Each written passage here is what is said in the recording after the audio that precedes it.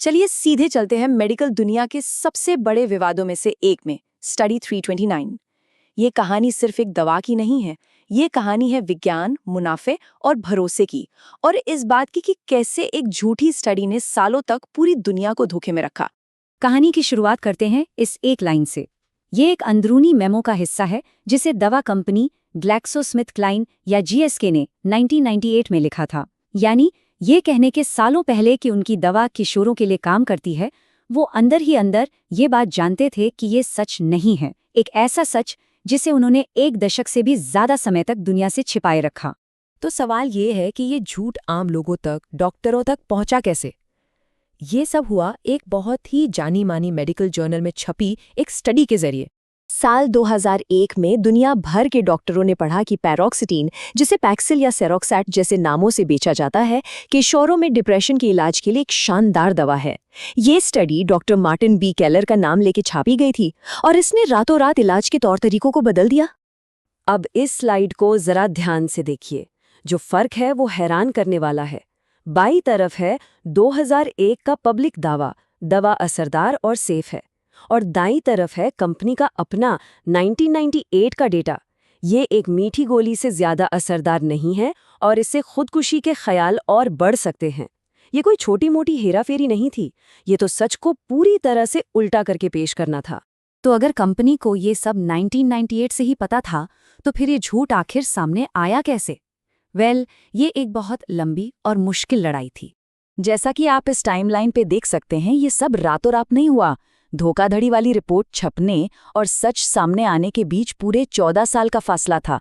जरा सोचिए, 14 सालों तक डॉक्टर और मरीज एक ऐसे झूठ पर भरोसा करते रहे जिसने न जाने कितनी जिंदगियों पर असर डाला।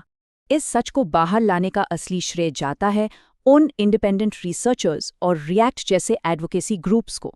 उन्होंने हार नहीं मानी। उन्होंने कंपनी से उस स्टडी का ओरिजिनल रॉ डेटा मांगा ताकि वो खुद देख सकें कि आंकड़े असल में क्या कहते हैं। लेकिन सबसे बड़ा सवाल तो ये है कि कोई कंपनी ऐसा करेगी ही क्यों, और उन्होंने ये किया कैसे? जवाब अफसोस बहुत सीधा सा है, पैसा, और एक बहुत ही शातिर तरीका। जीएसके अपनी हिट दवा पैरोक्सिटीन के लिए एक नया बाजार खोलना चाहता था, किशोरों का बाजार। इस मार्केट में घुसने का मतलब था सालाना करोड़ों डॉलर का एक्स्ट्रा मुनाफा।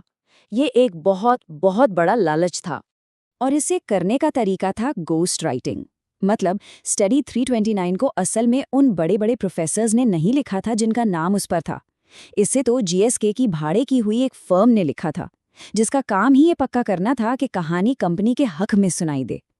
इस तरीके से विज्ञान की आत्मा पर ही हमला होता है, क्योंकि दुनिया को लगता है ये स्वतंत्र वैज्ञानिकों की राय है, जबकि असल में वो कंपनी का प्रोपेगेंडा होता है। ये सिर्फ एकेडमिक बेईमानी नहीं थी।